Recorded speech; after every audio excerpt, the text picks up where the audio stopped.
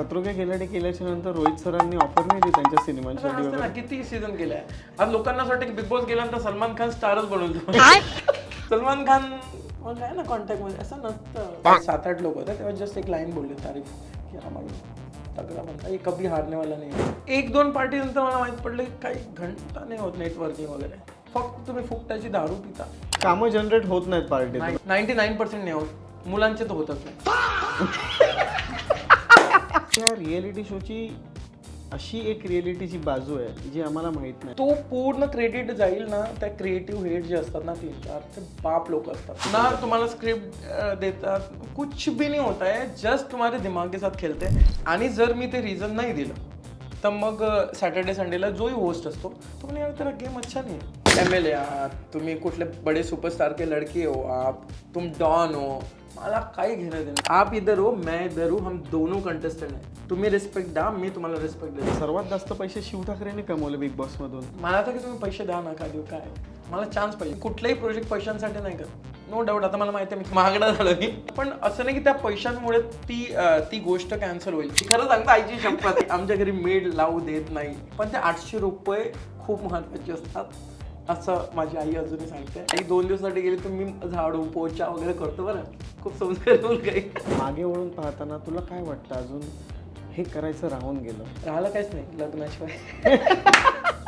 मला नाही करायचं लग्न. त्या गडावरून फेकताय, कोणी काय होतं, कोणी ड्रम मध्ये आहे, कोणी सिलेंडर मध्ये आहे. काय भीतीचं वातावरण आहे. आता पार्टनरची गरज वाटत नाही. नाही, गरज नक्कीच वाटते. ते तुटल्यापेक्षा डिवोर्स आणि ते खूप साऱ्या गोष्टी, 2 फॅमिली, सगळ्यांना माइंडसेट आहे ते टिकवलं पाहिजे, पण कोणाचंच टिकत नाही. फक्त मुंबईची गोष्ट लोक इंडस्ट्रीला बदनाम करतात आमच्या. मी अमरावतीत गेलो, जिम मध्ये काय काय सुरू आहे. एखाद्या रियालिटी शो सोडून शिवला का नाही असं कुठल्या सिनेमासाठी वगैरे ऑफर करण्यात आलं?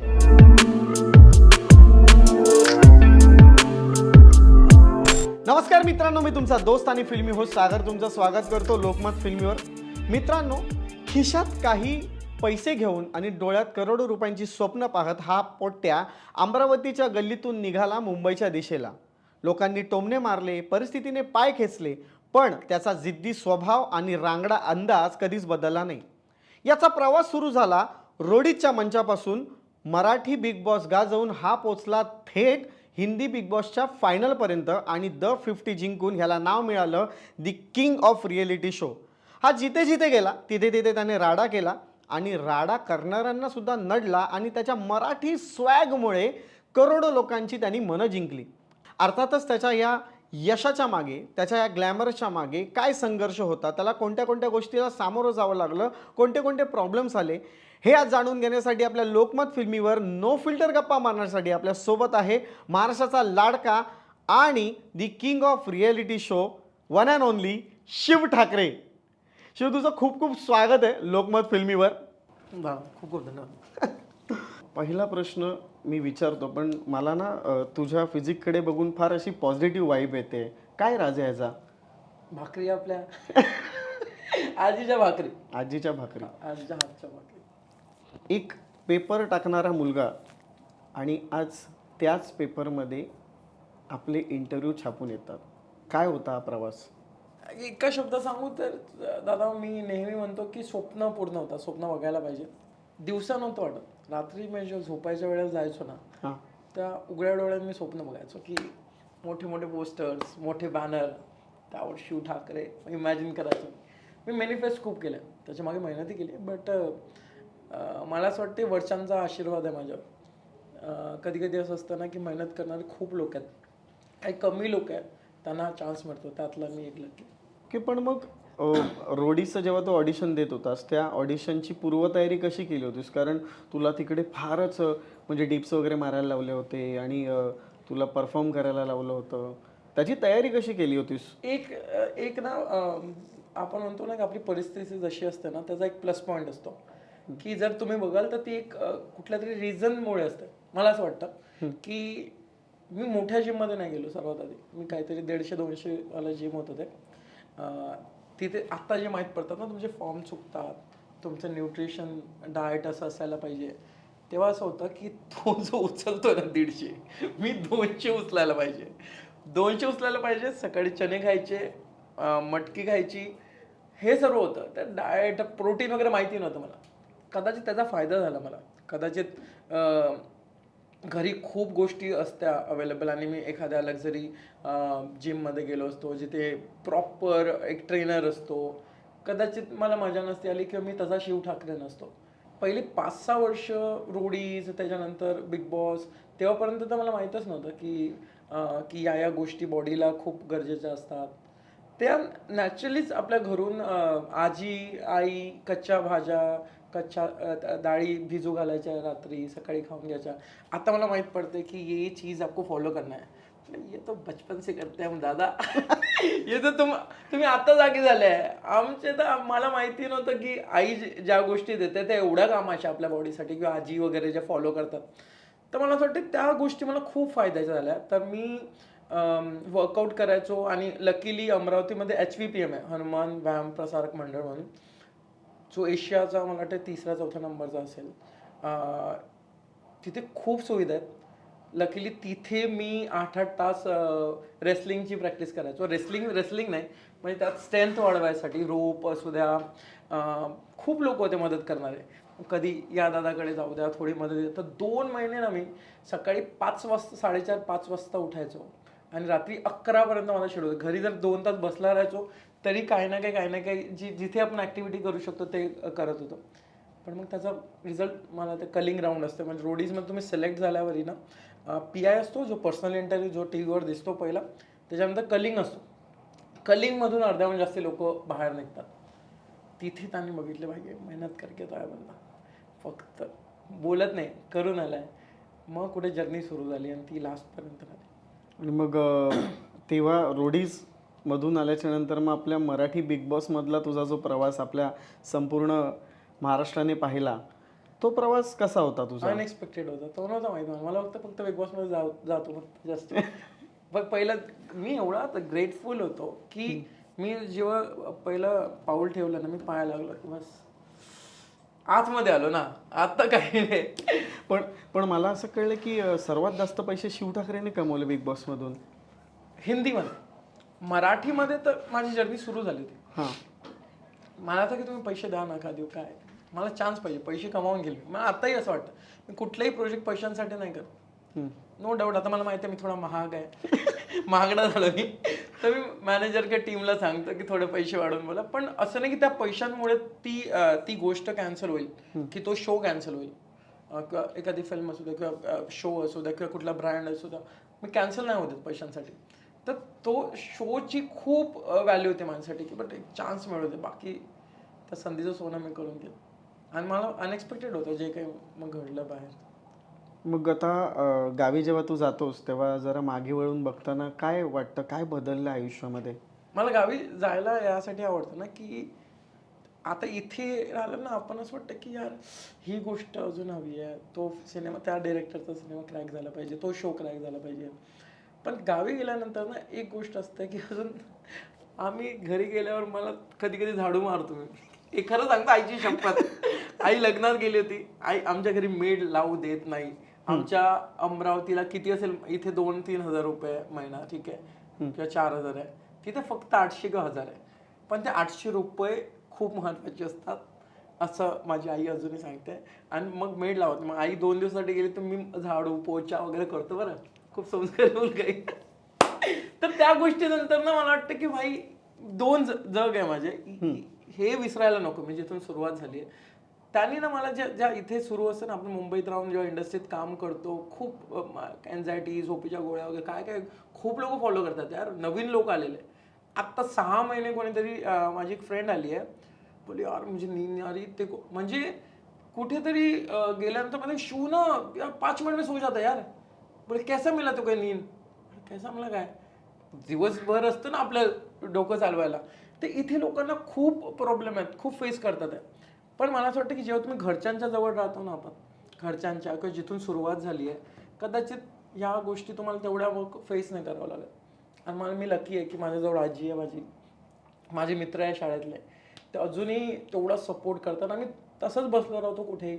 मग मुंबईत आल्यावर मग धावपळ सुरू होऊन जाते माझी की हां मी हे करणार, मी हो करणार.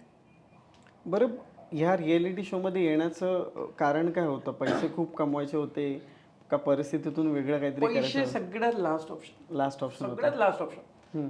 मला काहीतरी एखादी एक टार्गेट आहे, म्हणतात की पूर्ण सांगायला नाही पाहिजे, नजर लागते. सांग, आमच्याकडे नजर नाही लागणार, आपण काय टिकायला मी आधी खूप इंटरव्ह्यू मध्ये सगळं सांगून द्यायचो, पण यार सब बता देता यार, तू सर्व नाही सांगायचं असते. पण मी काही काही गोष्टी सांगतो की मला पैसे हा हेच नव्हता, एम नव्हता माझा. मला होतं की मी थिएटर करायचो लहानपणापासून, म्हणजे 6-7 पासून. माझा भाऊ आहे मोठा, सतीश ठाकरे म्हणून, तो डान्स वगैरे करत, त्याच्यासोबत राहतो, मग आम्ही सोबत प्ले करायचो. माझ्या ताई पण खूप चांगली ॲक्टर आहे, म्हणजे खूप मजा. तिला सोनाली बेंद्रे तेव्हा म्हणजे कॉलेजला होती, तेव्हा युथ फेस्टिवल असतात, त्यात तिला एक पारितोषिक मिळालं होतं. तर यांच्यासोबत राहू ना मला यार मला मजा येते, ही फील्ड चांगली आहे. मग 10वीपर्यंत म्हटलं मी इंजिनिअरिंग वगैरे वरून जाईल माझ्या, मी NSD वगैरे करतो. मग मला ग्रॅज्युएट पाहिजे, तर मी म्हटलं यार आम्ही आर्टमध्ये करतो, मुंबईत जातो वगैरे. आपल्या घरचे म्हणजे तुझ्यासारखे 100 आहे, चुपचाप इंजिनिअरिंग कर, हा फालतूपणा नाही करायचा, इथे करतो 2-3 तास ठीक आहे.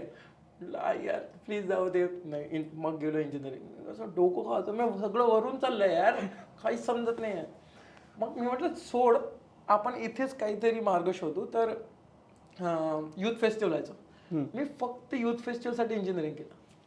मी गॅदरिंगमध्ये दिसायचो, ॲन्युअल फंक्शन असते आणि युथ फेस्टिवल असते ऑगस्टमध्ये, की कलर कोड भेटला पाहिजे. मग स्किटमध्ये, माईममध्ये, तो फोक डान्स असतो त्यामध्ये, आणि तुम्ही 3 एक क्रायटेरिया असतं की 3 याच्यात हवे तुम्ही पाहिजे प्रेझेंट ॲक्टिव्हिटी. म्हणजे तुम्ही 3 म्हणजे जर भाग घेतला तर मग. तर मी मुंबईत यायचो, मी सांगितलं खूपदा, मग ऑडिशन द्यायचो फ्रायडे सॅटर्डे, पुन्हा संडेला जाऊन मग कॉलेज सुरू, किंवा अजून जे काही ॲक्टिव्हिटी, काही पोटापाण्यासाठी जे करायचं. मग मला माहित पडलं की नॉट फिट. मग 2-3 नॉट फिट झालं. म्हटलं यार हा रस्ता उघडतच नाही, डोअरच नाही उघडत आहे.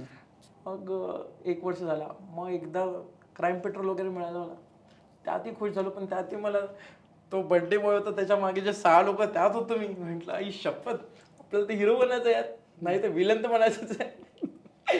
नंतर मी म्हटलं की अजून कुठे आपण रस्ता आपण शोधू शकतो, तर मला रियालिटीला ट्राय करूया. जायचं तर तिथेच आहे ना, त्या क्षेत्रात जायचं. तर रोडीजचे ऑडिशन सुरू झाले.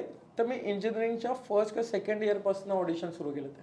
तर फायनल इयरला इंजिनियर थोडा लेट झालो मी, पण सिलेक्ट फायनल इयरला झालं. मी नोव्हेंबर-डिसेंबरला विंटरची ते एक्झाम व्हायची सेमिस्टर, तेव्हाच ऑडिशन राहायचे. तर मी चूज करायचो, म्हटलं यार हे पेपर निघाले तर काय होईल आपलं, काहीच होऊच नाही शकत, पण रोडीजमध्ये तर काही ना काही होऊ शकतं. तर मग रियालिटी थ्रू मी मग रोडीज झाला. मग मला रोडीज नंतर खूप ओळख मिळाली की मराठी माणूस, एक टॅग भेटलं होतं मला, मराठी माणूस. हा, तर मग मराठी बिग बॉसचा सुरू फर्स्ट सीझन आला होता. तर मी सांगितलं खूपदा की यार इंडोमॉलच्या ऑफिसमध्ये जायचो. ऐसा नाही हुआ मेरे साथ पहिले की आप ये शो करोगे क्या, खूप नंतर झालं ते. हिंदी बिग बॉस नंतर झाला की शिव हा ऑफर होईल. पहिले ना की इंडोमॉलचं ऑफिस कुठे आहे, मग इंडोमॉलच्या ऑफिसमध्ये जायचं, शोधायचं काय काय काय करू शकतो. मग ते रीड करून सोडतात लोक, फोन ठेवून देतात. तर मजेदार चीज आहे, पण मला आवडते सर्व, जर्नी आहे.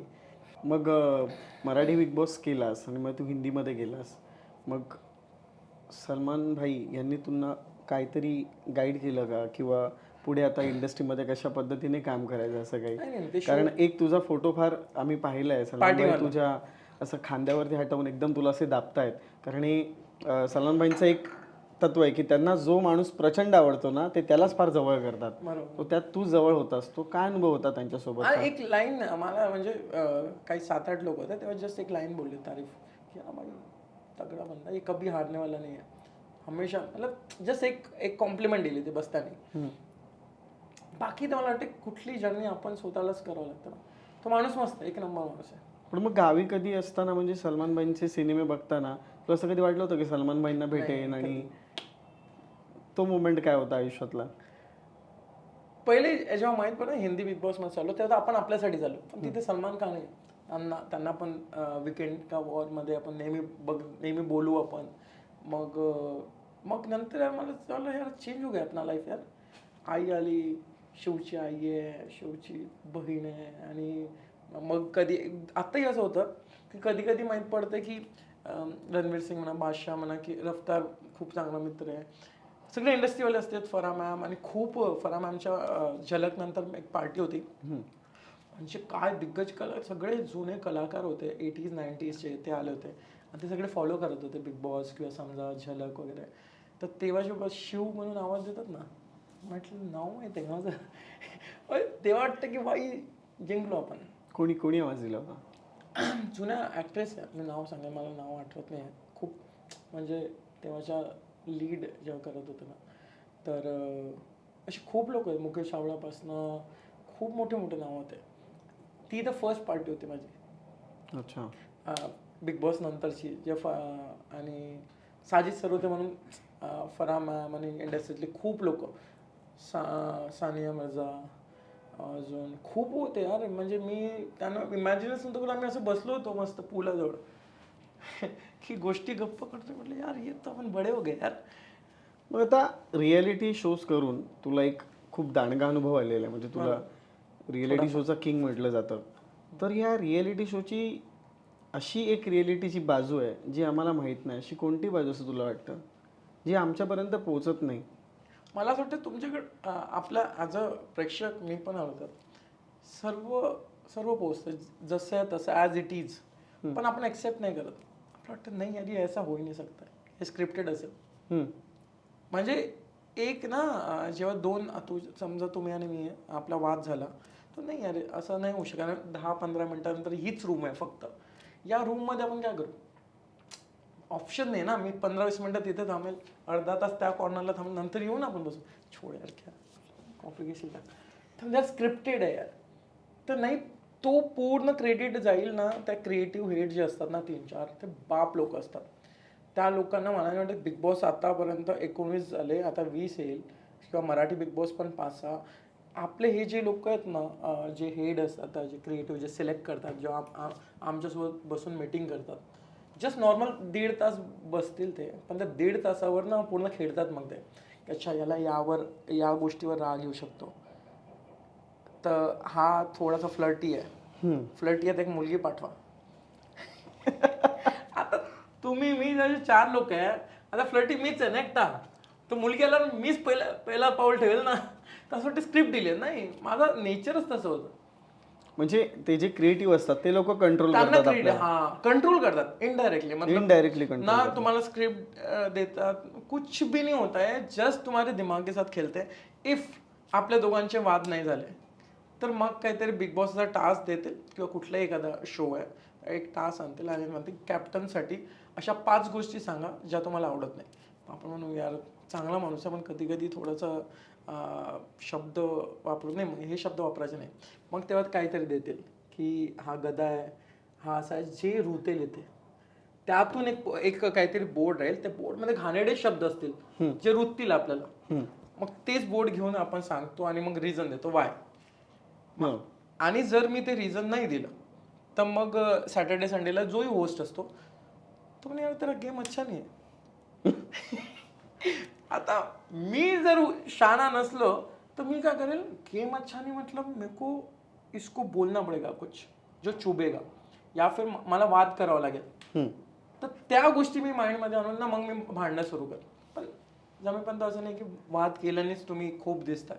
त्यांचं काम आहे तुम्हाला सुई याच्या आवीवरनं. तू तर इतके रियालिटी शोज केलेस, पण कधी असं झालं का की एक कंटेस्टंट आहे की तो आजही तुझ्या डोक्यात आहे की अरे यार हा का होता माझ्या या शो मध्ये, किंवा हे असं म्हणजे ह्याच्यामुळे मला फार सहन करावं लागलं, असा कोणता कंटेस्टंट तुला आठवतो का? मी त्यांना खूप सिरियसली घेतच नाही म्हणतो. तुम्ही शो मध्ये आहात ना, तुम्ही कंटेस्टंट आहात. मी आता सहसा आपण बाहेर वाद झाला, मी कदाचित थोडा गरम होईल, थोडा पटकन नॉर्मल निघून जाईल. तुम्ही जर शो मध्ये असाल एवढंच करेल. हा जमेपर्यंत अवॉइड करतो मी की वाद आहे, बाहेर कोणी ओळखेल आणि आपलं नाव खराब होईल, उगाच खूप मेहनतीने केलंय आपण. पण जर तुम्ही शो मध्ये असाल तर तुम्ही विसरून जा की तुम्हाला सोडेल. शो पर्यंत तुम्ही कोण आहात मला काहीच घेणं देणं नाही, खरंच सांगतोय. तुम्ही एमएलए आहात, तुम्ही कुठले बडे सुपरस्टार के लड़के हो, आप तुम डॉन हो, मला काही घेणं देणं नाही. मी शप्पथ सांगतो मी विसरून जातो. आप इधर हो, मैं इधर हूँ, हम दोनों कंटेस्टेंट हैं. तुम्ही रिस्पेक्ट द्या, मी तुम्हाला रिस्पेक्ट देतो. तुम्ही थोडी जरी काही जरी केली ना तुम्ही की अरे इसकी याची कुठल्या तरी एखाद्या गोष्टीवर आपण गंमत घेऊया. असं कधी झालं होतं कुठलं खूपदा होतं. कुठल्या मग मी show मध्ये बरोबर उत्तर देतो सगळ्या शो मध्ये. सगळ्या शो मध्ये? मराठी बिग बॉस मध्ये झालंय. कोणाबरोबर? मराठीमध्ये कोणा? कुठे नवीन करतात त्यांना. म्हणजे बिचारे सगळे मित्र आहेत माझ्या, मैत्रिणी झाल्या. तरी पण आपण एकदाच डिस्कस करतोय, ते जुन्या गोष्टी आहेत ना. सगळ्या कंटेस्टंट आहे म्हणजे उगाच फोटो लावायला नाही तो लावणार नाही आपण तो हे करू म्हणजे. नाही म्हणजे मला सांगतो ना, असं कुठला शो नाही ज्याच्यात काही झाला नसेल. बरं मराठीचं सोड, हिंदी बिग बॉस मधलं सांग. सगळ्या कंटेस्टंटने केलं. पण हे नाव तर घे एखादं तरी, कोण काय आम्हाला कळू तर दे. मी कसं आहे बघा, हा नॉर्मल इंटरव्ह्यू आहे, मला नाही आवडत उगाच शो झाल्यावर आणि एक्सक्लुझिव्ह बनवायला ते पण. आणि उगाच लोक खेळतात शो झाल्यानंतर, मग उगाच त्याच्याबद्दल मी बोलेल, मग त्याला असं वाईट वाटेल, मग तो बोलेल. मेरे को नाही चाहिए फॅम, मेरे को काम से चाहिए. मी जर काम करते ना काम, आणि आता जर शो असता तरी मी शोहून बाहेर आलो असतो तरी मी बोललो असतो, हो गया शोच्या आतमध्ये मी सगळं उत्तर देईल त्याला.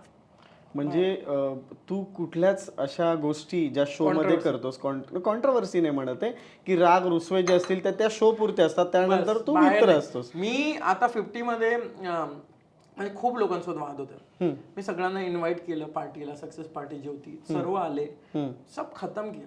म्हणजे आता जर कोणाच्या डोक्यात असेल की शिवला आपण काय बोलू, मग शिव उत्तर देईल, आपण खेळत राहू 1-1.5 महिना. मी त्याला कट करून देतो, म्हणतो love you brother please come. मग तो येतो, मग आता तो माझा भाऊ झाला ना. मग त्याच्याकडे काय खेळेल तो बाहेर आता नाही. मी उत्तर पण नाही देणार, मी जस्ट इन्व्हाइट करेल कुठेतरी शो मध्ये. फक्त पण शो मध्ये पण उगाच नाही, म्हणजे जेव्हा तुम्ही मला काहीतरी समोरून काहीतरी तेव्हाच मी उत्तर देईल. मला असं वाटतं की नाही, खूप गोष्टी आहेत आपण म्हणजे तुम्ही सोशल मीडियावर किंवा टीव्हीवर कुठल्याही रोलमध्ये, कुठल्याही कॅरेक्टरमध्ये, रियालिटी म्हणजे तर तुम्हाला खूप फॉलो करतात, तर तुमची एक जबाबदारी आहे की तुम्ही उगाच शिवी आणि काहीतरी खूप ॲग्रेशन दाखवून इन्स्पायर करत असाल तर मग बाहेर ना एक त्या 3 महिन्याच्या शो नंतरही एक जग आहे. मला बाकी काम करायचं आहे, कदाचित बाकी माहिती नाही मला, पण एवढ्या रियालिटी नंतर हे तर शिकलोय की कितना करना है, कब तक करना है. नाही बघ, ते काय होतं की असं वाटतं का तुला की आपण एक रिप्रेझेंट करत असतो एका स्टेटला, किंवा तू एका गावाला हे रिप्रेझेंट करतोय, मग तिकडे असं वागून आपल्याला असं गृहीत धरलं जातं का की अरे हा इथला आहे ना, या गावातला आहे ना, म्हणून असं वाटतं. असं वाटतं तुला? म्हणजे अमरावतीचा ग्रँटेड म्हणतात. हा नाही, मी असं घेऊच नाही देत, घरच्यांना नाही घेऊ. माझी आई, माझी ताई, माझी आजी मला म्हणजे माहिती नाही, हे लोक खूप शिकलेले नाही आहेत, पण त्यांना माहिती आहे की ये बंदे ने इतना कमाया, और किती पागलासारखी याच्या डोक्यात ती काय म्हणतात ती गोष्ट होती, आणि ते लोक खूप रिस्पेक्ट करतात. आणि जो मला ग्रँटेड किंवा चुकून असं होत नाही त्याच्या जवळ आसपास नाही राहत. म्हणजे मी पण कोणाला नाही करत, मी पण डिसरेस्पेक्ट नाही करणार, काही नाही. फ्रेंड आहे, एक टाइम आहे आमचा, कुठेतरी आम्ही टूरला जाऊ. आता मी मनाली गेलो स्कूल फ्रेंड सोबत, आता अजून गोवा चाललोय 17-18ला. तेव्हा माझे मित्र असतात एक रूममध्ये, पण उनको पता आहे की बाहेर याची तेवढी रिस्पेक्ट ठेवायला पाहिजे. ज्याला नाही समजत तो फिर काय काम केलं. मिरचीचा काय किस्सा आहे तुझा रियालिटी शो मधला? तो 50वर. हा यार म्हणजे शो मध्ये असतो ना आपण, तर शो मध्ये मला तुम्ही काहीही द्या. ते तर आता मी काल रात्रीच एक वेब सिरीज बघत होतो हॉलिवूडची, कोरियन. त्यात मला ते जी डिश मी खाल्ली होती ना ती होती त्यात. भाई गुदगुलं झाला पुन्हा. भाई खूप. तेव्हा काही नाही होत, 10 मिनिटानंतर तेव्हाही होतं, बट आपण ते मॅडनेस असतं ना की हा टास्क जिंकायचा आहे. पण त्याच्यानंतर 10 मिनिटानंतर ना भाई सगळीकडनं आग, सगळीकडनं म्हणजे सगळीकडनं. पण तिथे ना मॅडनेस असतं. मला तुम्ही आत्ता जर म्हणाल की भाई शिव ये बिल्डिंग है, इस पे जंप करना है, या फिर काही पण एक मुलगी असेल म्हणजे मला इम्प्रेस करायसाठी, मी काही नाही करणार. तुम्ही हा शो आहे, हा शोचा तो कंटेस्टंट आहे किंवा होस्ट आहे जो पण, तर कर, काही कर. मॅडनेस असते डोक्यात, असतं की भाई टास्क हे करायचं आहे. खतरो तुम्ही बघाल ना, आता जे खतरो येतोय आता तर मॅडनेस आहे. कारण याच्यात आधीचे जे कंटेस्टंट होते जे सिनियर आहे ते, आणि आता जे आमच्या सीझनलाही केपटाऊनला होतं. केपटाऊनला 3दा वेदर चेंज होतं, सकाळी, दुपारी आणि संध्याकाळी. पाऊस असतो, खूप थंडी असते, आणि ती थंडी तुम्ही सहनच नाही करू शकत. तेव्हा तुम्ही चॉपरून जम्प करताय, तुम्हाला स्विमिंग येत नाहीये. म्हटलं बाई जीव घ्या तुम्ही. पण एक ट्रस्ट असते, तो जी टीम असते ना ते तुम्हाला रेस्क्यू टीम असते ना एक खूप, आणि त्यांच्यावर एवढा विश्वास बसलाय माझा की बिग बॉस असू दे, खतरो असू दे किंवा कुठलाही शो असू दे, ते एवढी काळजी घेतात. म्हणजे घरी आई, अरे कसं इथे काही लागलं ना, आई म्हणजे काही नाही होत, थांब बस तिथे थोड्या वेळ, हळद वगैरे लावून देईल किंवा काही लावून देईल. ते लोक 5 मिनिटात तेव्हाच्या तेव्हा हॉस्पिटलला नेतील किंवा डॉक्टर तिथे अवेलेबल असतील. स्टिचेस, मला इथे स्टिचेस होते, हां इथे स्टिचेस हे पुरं बाहेर आलं होतं. 10 मिनिटात मी हॉस्पिटलला गेलो. स्टिचेस पहिल्यांदा मी बघतोय भाई, पण सगळ्यात सिनियर सगळे डॉक्टर आले माझ्याजवळ. मला खूप मस्त ट्रीट करतात. म्हटलं भाई आम्हाला सवय नाही एवढ्या गोष्टीची, आम्ही तर पडलेलो होतो घरी. भाई तिथे झाल्यानंतर पट्टी झाली. मला सगळं जमतात की रेस्ट कर रेस्ट कर. मग मी झोपलेलो, ठीक आहे गाडीतच, ठीक आहे ते केपटाऊनच्या रस्त्यावर. म्हटलं भाई टास्क जिंकलो होतो मी खुश, स्टंट जिंकलो होतो. 10 मिनिटांनंतर म्हणतात आ गया सेट, आ गया रोहित शेट्टी, आवाज दे रहे तुम्हाला. 10 मिनिटानंतर छत्री घेऊन पाऊस सुरू, इथे स्टिचेस आहे मला, रेडी, हा शिव अभी ठीक हो, हा तब जाते नेक्स्ट स्टंट की तरफ. बोलतो किती आहे. पण मस्त एक ना, मला म्हणजे आतापर्यंतचा मजेदार ना, जो शायद आपण करूच शकणार नाही, म्हणजे रिअल लाईफ मध्ये एक्सपिरियन्सच नाही करू शकत, तसा तो खतरो वेगळा शो. पण मग खतरो के खिलाडी केल्याच्या नंतर रोहित सरांनी ऑफर नाही दिली त्यांच्या सिनेमांसाठी असतं ना, किती सीझन केलाय. आज लोकांना असं वाटतं की बिग बॉस गेल्यानंतर सलमान खान स्टारच बनवतो. सगळे म्हणतात सलमान खान मग काय ना कॉन्टॅक्ट मध्ये, असं नसतं. सलमान खानचे 19 मधले समजा 4-5 सीझन जरी सोडले, 15 गेले असं नाही, 15 लोकांना कसं स्टार बनवणार. म्हणजे 15 × 15 ना, 15 16 कंटेस्टंट असतात, कसं बनवणार.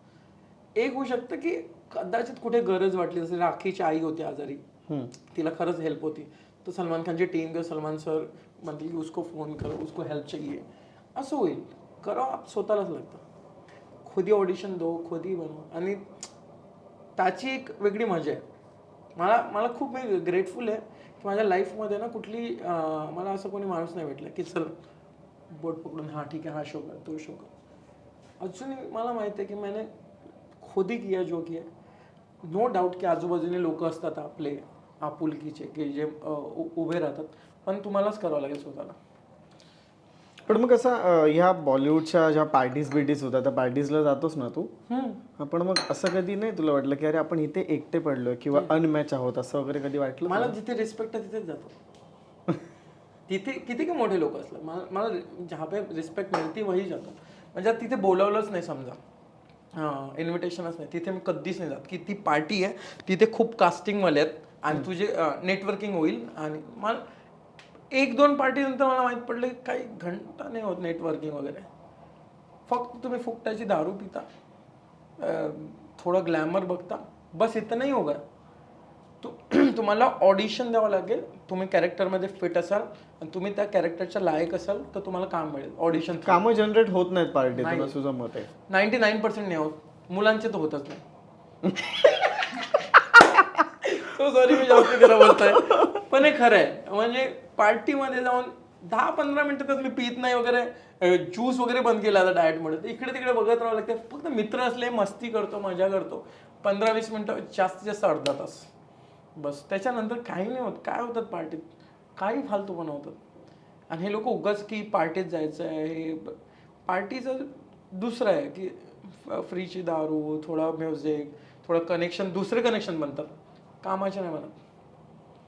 पण मग ह्या पार्टीजचा कधी फायदा झाला नाही, पण कास्टिंग डिरेक्टर्सकडे जेव्हा तू गेलास तेव्हा कधी असं ते म्हणाले की अरे नाही तू रियालिटी का किंग है, तो तू ॲक्टिंग में किधर वापस आ रहा है, असं वगैरे? नाही, ते बोलले नाही मला कोणी. शो ॲक्टिंग भी करणार आहे का तुझे? म्हटलं ॲक्टिंग तू करणार ना, म्हणजे त्यांनासाठी एवढे शो केले ना मी. त्यांना नाही माहीत की माझं बॅकग्राऊंड, मी थिएटर केलं आहे, मला थोडं नॉलेज आहे.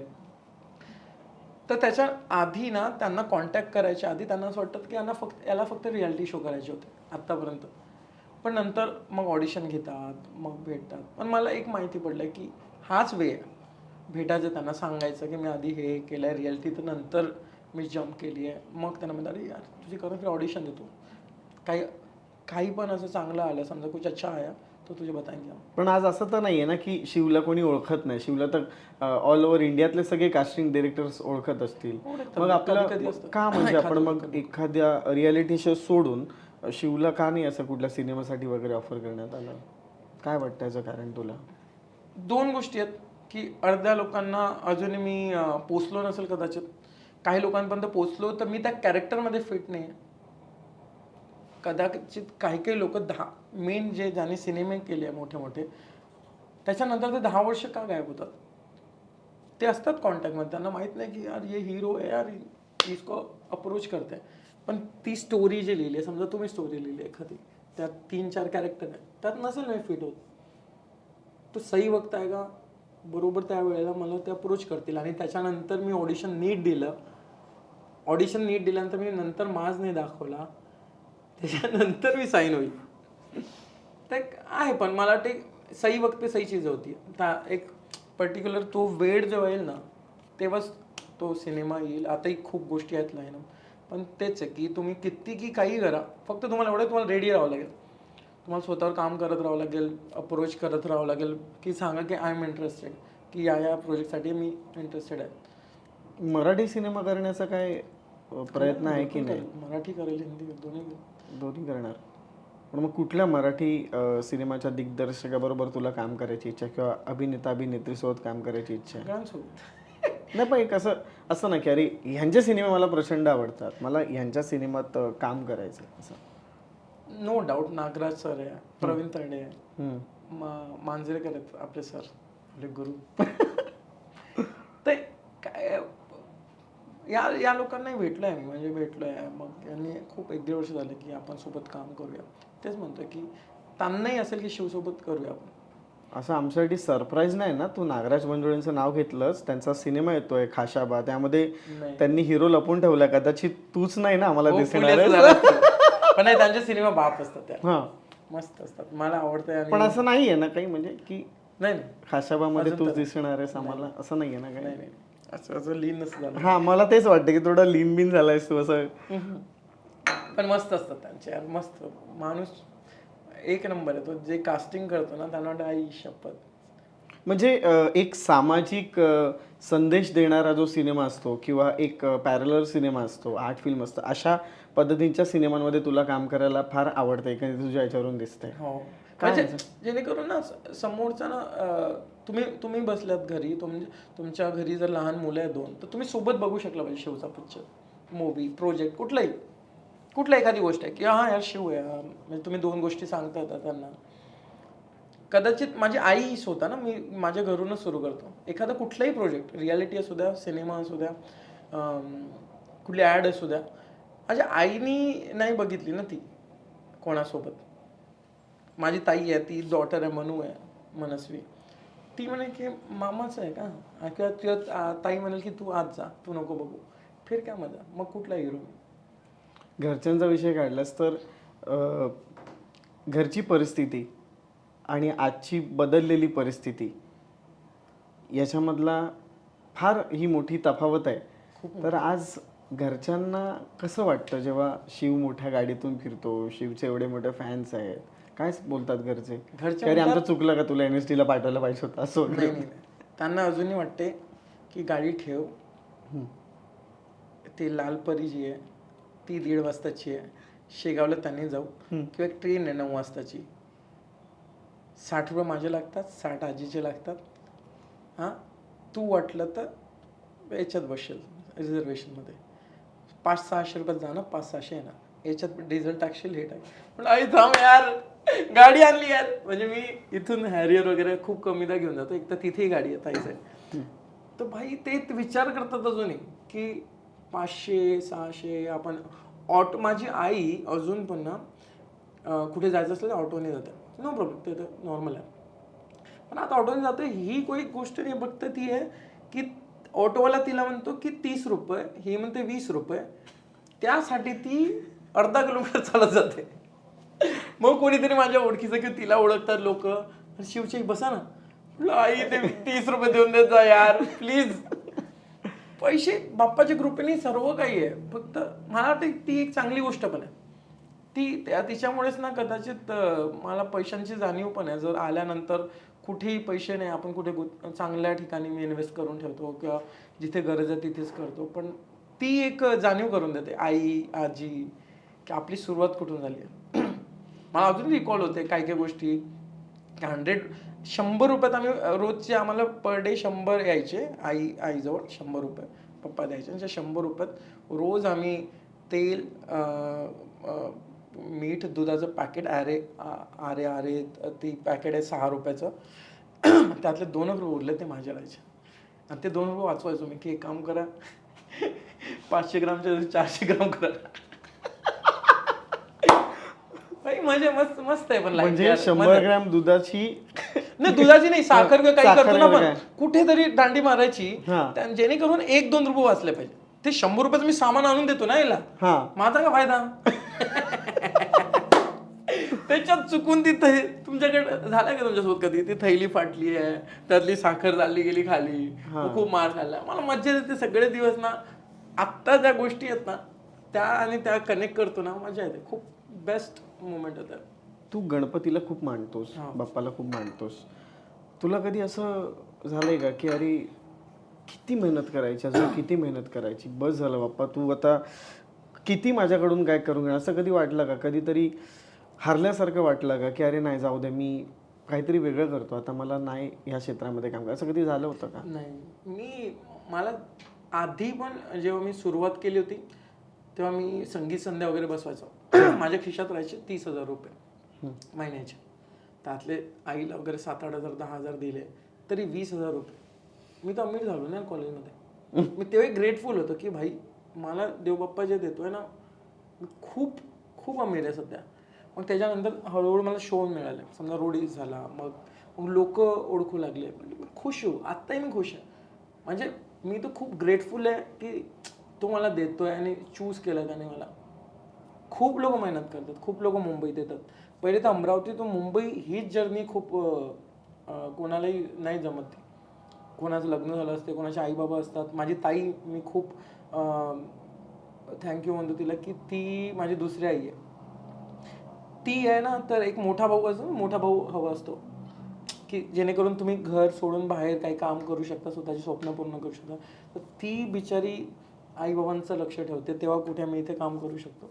मी खूप ग्रेटफुल आहे की मला जे काही दिलं बाप्पानी. आणि हे काय छोट्या मोठ्या गोष्टी, रिजेक्ट होणं, शो थोडा लेट येणं, पण आल्यानंतर कसं आहे तो बाई विचार केला तर 10 आले 100, मग त्याच्यानंतर पुन्हा काही दिवस येतील ना. तर मला काही प्रॉब्लेम नाही. मी खूप थँक्यू म्हणतो. सिद्धिविनायक आत्ता ट्यूजडे कालच होतं ना, काल जाऊन आलो मी की बस थँक्यू, मी मेहनत करेल. बरं, का असतं ना की आपण एका रियालिटी शोच्या माध्यमातून भारतभर आता पोहोचलेलो आहोत. कुठला असा फॅन मोमेंट तुला आठवतो की अरे बापरे, आता मी लटकलो, मला कळलं की आता हे लोक अजून जण येणार आहेत माझ्यावर फोटो काढायला आणि तुला अर्जंटली जायचं, असं कधी घडलं का? मला बाहेर असं होत नाही.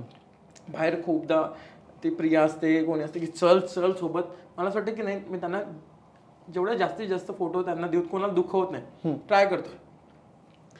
फक्त माझा प्रॉब्लेम काय, घरी ना मी खूप लेझी असा पडला असतो. घरी गेला अमरावतीला, अमरावती आमचं मेन जी कॉलनी आहे त्या रोडवरच घर आहे. तर लोक चक्कर मारतात. आता कधी कधी मी विसरतो की बॉक्सर घालून आणि शर्टलेस बसला असतो बंगळीत. बरं ठीक आहे, ते कधी वाजतं मी 12 वाजता लाईट बंद करतो सगळ्या. 12-1 वाजता कोणी येतात. म्हटलं दादा फोटो. मग मी काहीतरी सँड वगैरे घालून घेतो. म्हटलं उद्या या ना प्लीज. नाही उद्या मी थोडं बाहेर चाललो आताच. म्हटलं आता दादा बॉक्सर आहे केस शेअर. ते ऐकतच नाही. मग आईचं एक रूल आहे, मी नेहमी सांगतो की कोणी आलं ना तुला घरात जाऊन कपडे घालून यावं लागेल, त्यांना फोटो द्यावा लागेल. बस तेव्हाच असं वाटतं की शिट घाणेरडा दिसेल ना फोटो. बाकी तर बाहेर आल्यावर तर मी ट्राय करतोय. त्यांच्यामुळेच मी झालोय जे काही आहे मी. आणि सिनेमा असू द्या, कुठल्या रियालिटी असू द्या, आपण त्यांच्यामुळेच बनतो. आणि मला तर वोट करू लोकांनी प्रेम दिलं. हां, सगळ्या शोमध्ये, Marathi big boss, Hindi big boss, झलक. तर मी ग्रेटफुल आहे की भाई या तुम्ही प्लीज. लेट आणि पैसे दिले. बरं, तुमची पानाची टपरी होती ना, सो तू पानाच्या टपरीवर बसायचास. सो आजही असे कोण तुझे जुने गिरायक असं तुला भेटतात का की अरे तू काय पान लावायचास रे, कसलं भारी होता असं घरी? असं नाही मला बोललं, पण एक लाईन आहे ती कोणी क्रॉस नाही करत माझ्यासोबत. हा नाही नाही म्हणजे तशी गंमत पण आहे. गंमत म्हणजे मित्र वगैरे असतील किंवा जे कुठले मित्र आहेत तुझे जे आजही म्हणजे त्यांच्यासाठी तो शिव आहे, तो शिव आहे, पण ते प्राऊड आहेत की भाई आपला भाऊ आहे. म्हणजे तिथे कुठेच कोणी गंमत मध्ये पण ना त्यांच्या चेहऱ्यावर ते कौतुकच दिसेल हा की भाई मजा आता एक मित्र आहे सौरभ म्हणून, तो बसतो, तो घेतो, ठीक आहे, तो घेतल्यानंतर एकच गोष्ट तो 10 वेळा रिपीट करतो सगळं. पण बाई असं झालं तर पण ते रिकॉल करतात. पण ते सगळे जेवढे मित्र आहेत ना, म्हणजे अर्धे लोक आता ग्रॅज्युएट आहे, अर्धे नाही, अर्धी शेती, काही लोक शेती करतात आहे, शिक्षण मध्येच इंजिनिअरिंग सोडून दिलं, पण सगळ्यांना ती लाईन माहिती आहे. ते कौतुक करतील प्राऊडली, त्यांना माहित आहे की यार आपला भाई आहे. आपल्या जुन्या मित्रमैत्रिणींना भेटतोच आजही तू? सगळ्यांना मला जाम आवडते, मला त्यांच्यातच मला वेळ घालवायला आवडते. मी आत्ता अमरावतीत गेल्यानंतर मी 7-8 दिवस घरी 4-5 तास असतो फक्त, मग बाहेर मित्रांसोबत असतो. आता मला जर बाहेर टूर मी कुठे दुबई जायचं असलं तर ते +1 असतं ना टीम स्टाफला सोबत, तर मी +1 माझ्या टीमला नाही नेत, मी मित्रांना नेतो. ते खुश, आणि तो पुरा जर्नी मस्ती करत आहे, टेन्शन नाही राहत काही.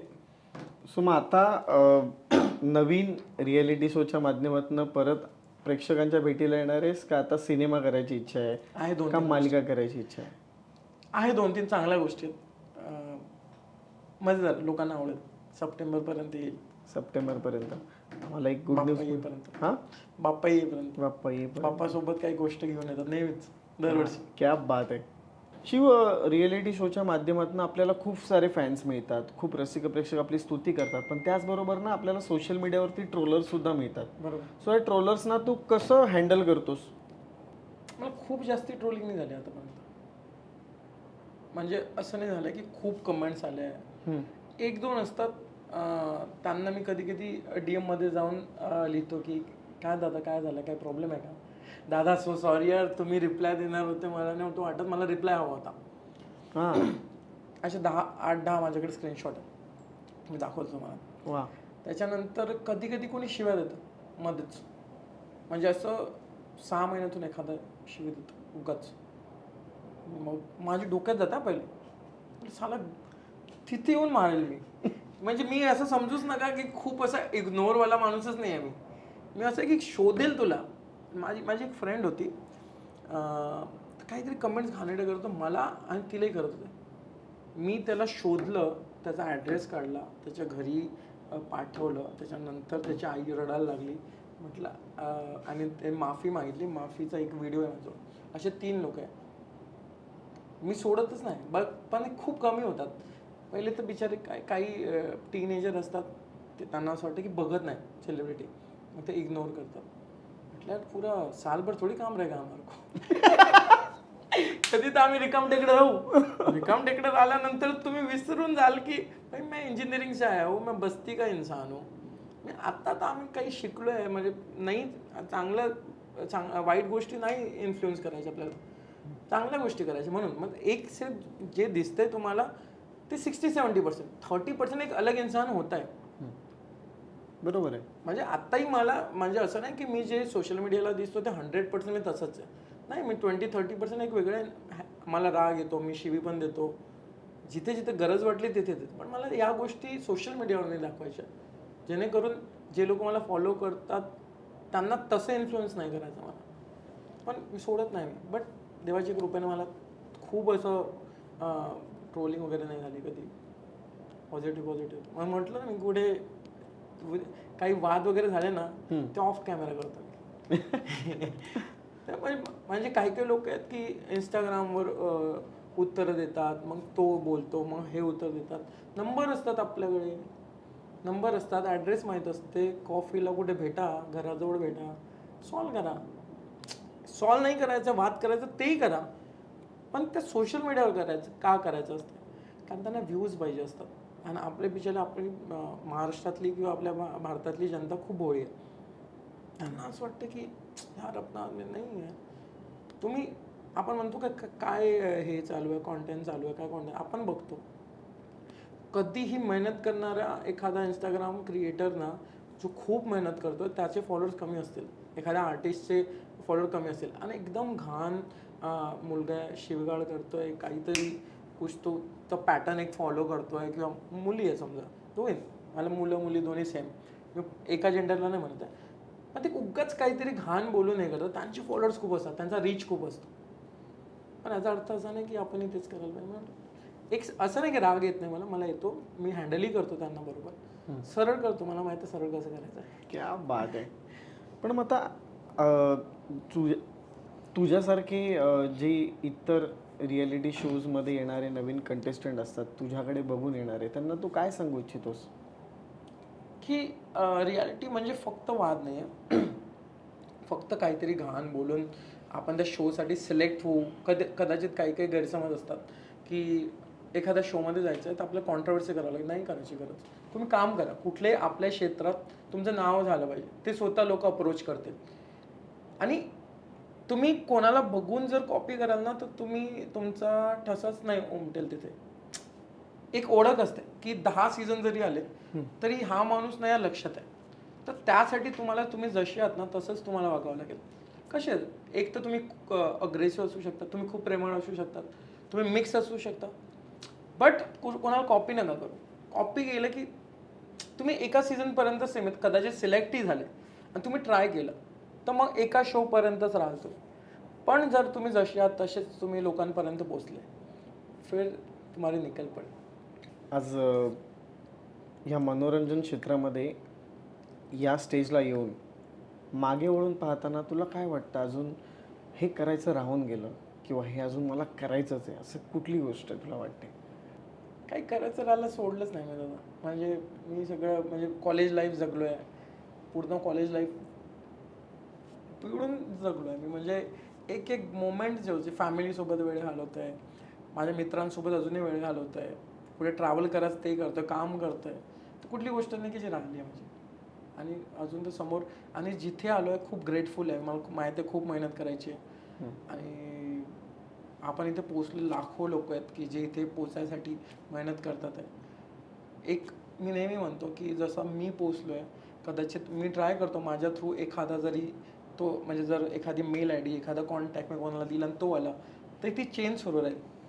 तर मला असं वाटतं की कोणी पण जर कोणाला एक पहिली पायरी मिळाली तर अजून मला हात द्या. ती समोरच्या 5व्या किंवा 10व्या पायरीला जेव्हा थकाल ना तेव्हा तो हात येईल परत असा घुमून.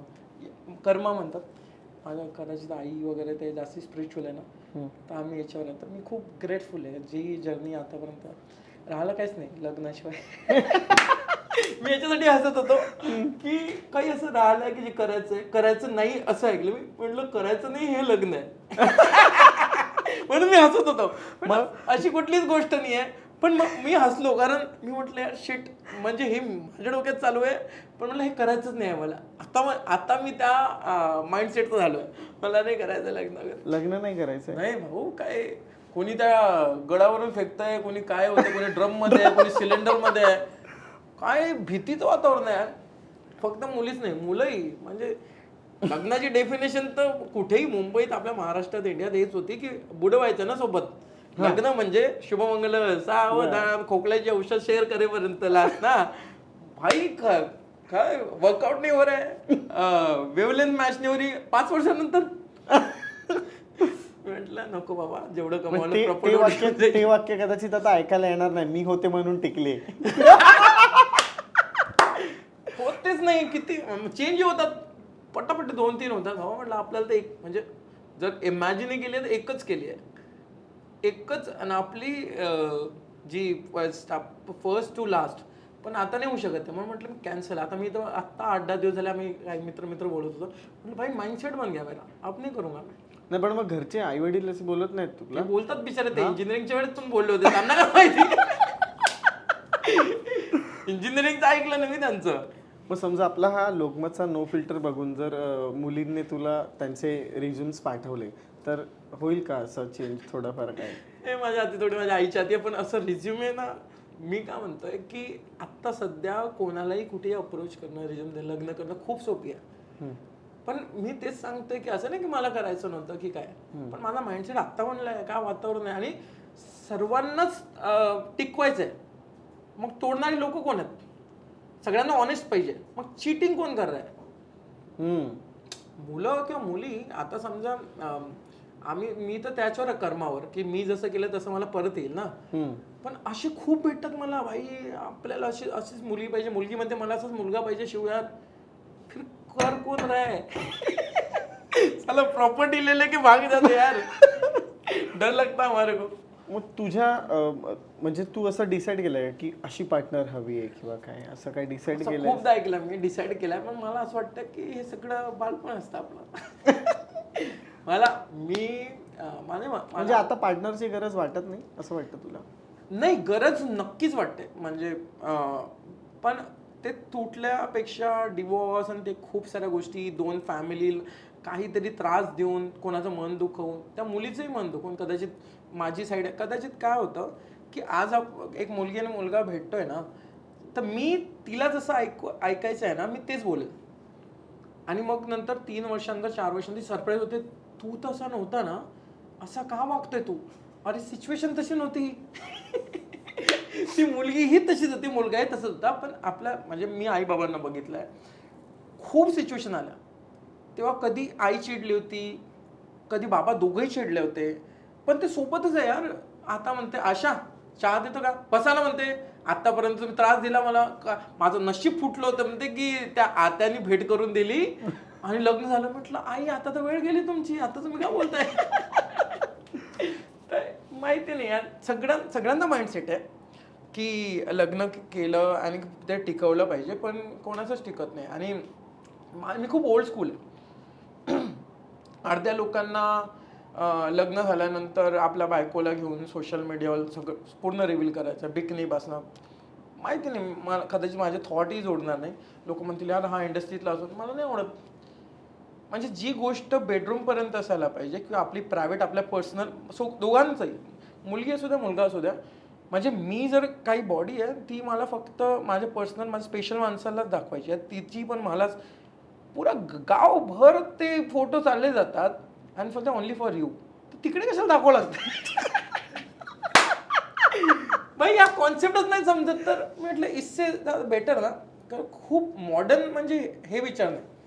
मला जेवढं माहिती आहे, पण मला वाटत कुठले थॉट असे जोडतील. कारण लोकांना ना, मुलांनाही म्हणजे फ्रीडम म्हणजे सोशल मीडियावर. मी एक वेगळं यायचं आहे की बाबा मी तिच्याकडनं जे एक्सपेक्ट करते ते मलाही फॉलो करावं लागेल, सब चीज.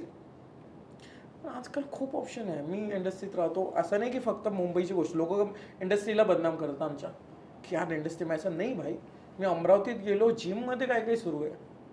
छोट्या गावातले लोक, चांदूर वगैरे जे छोटे छोटे गाव आहे, तिथल्या थॉट प्रोसेस बघतो की तिचा बॉयफ्रेंड आहे तरी 2-3 लोक आहेत आणि कोण मुलगा आहे.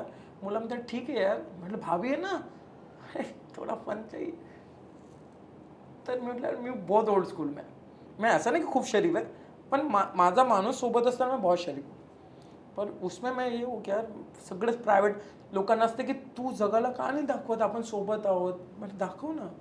रोज कसं पप्पी घेऊन फोटो दाखवायचा आपण? रोज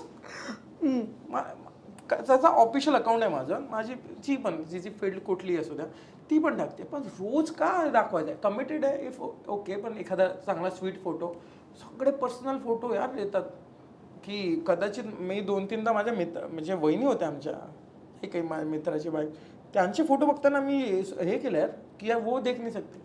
आणि आपण इमॅजिन करतो ना त्याच्या जागी आपण, म्हटलं यार मैं तो मर जाऊंगा ऐसे कुछ भी फोटो डाल दिए तो. बापरे, किती म्हणजे डरावना आहे ना. नाही डरावना, म्हणजे तू इतका अभ्यास करतोस ह्या गोष्टींचा खूप करतो रिलेशनला यार. घेऊन. मी तर माझ्या आईला आता कन्व्हिन्स करणं सुरू केलं. म्हटलं आई यार एखादी मॉडर्न पोरगी आली घरी, कशी करशील तू? म्हटलं तू तर सासूच आहे. आता तिला एवढं हॅमर केलंय मी, सासू आहे सासू आहे. नाही रे तू कर ना. म्हटलं नाही जाऊ दे, तुम्ही वादच कराल. अभी मैंने इतना बोल दिया है, नहीं करेल बाबा, पुरी सारखं वागवेल. मैंने बॅकग्राऊंड रेडी कर दिया की म्हटलं आई यार आजकालच्या पोरी उत्तरच देतात. आपण मी काय करू, मी वादच सॉल्व्ह करत राहिलो तुमच्या दोघांच्या मध्ये. आईची बाजू घेऊ की नाही तू कर, मी हे नाही करणार. मम्मी को कभी भी तुम्ही आईला ओरडून काहीतरी नाही सांगू शकत. तिचं एज गेलाय, आता तिचं ऐकावं लागेल. तर तिच्यासाठी बॅकग्राऊंड रेडी करून ठेवलं तुम्ही बायकोसाठी.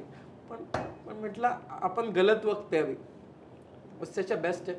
आईबाबांची काळजी घ्या. आपली आजी आहे बेस्ट सेक्सी, पूर्ण जग फिरवा तिला. सही वक्त पे अगर हुआ तो सही चीज हो जाएगी. पण डरावना आहे. तुमचं झालं? नाही नाही ऑल द बेस्ट. आपण एकाच नावेमध्ये आहोत. खूप भारी वाटलं तुझ्याशी ह्या गप्पा मारून. पण एक जादा आता एक गोष्ट विचारतो.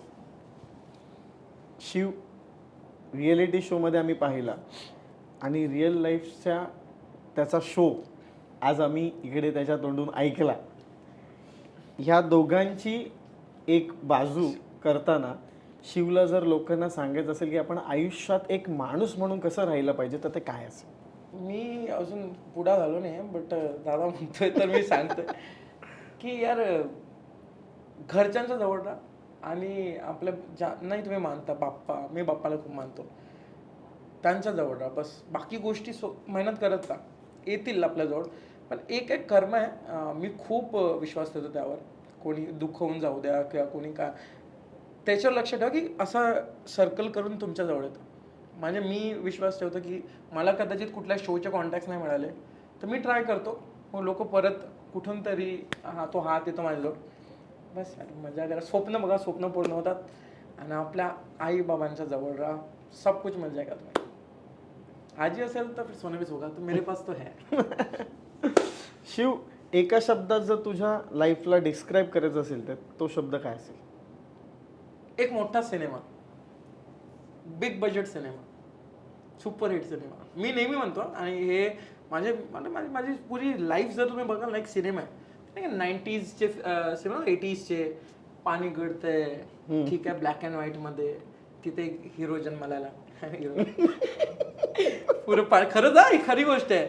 मी झोपलोय, फक्त त्याच जागेवर पाणी नाही गळत आहे, बाकी सर्व आई बाबा पाणी काढतात. मी नाटक करतो, मी झोपलो नाही, मला माहिती आहे पाणी उगाच फेकावं लागेल, मी झोपलोय.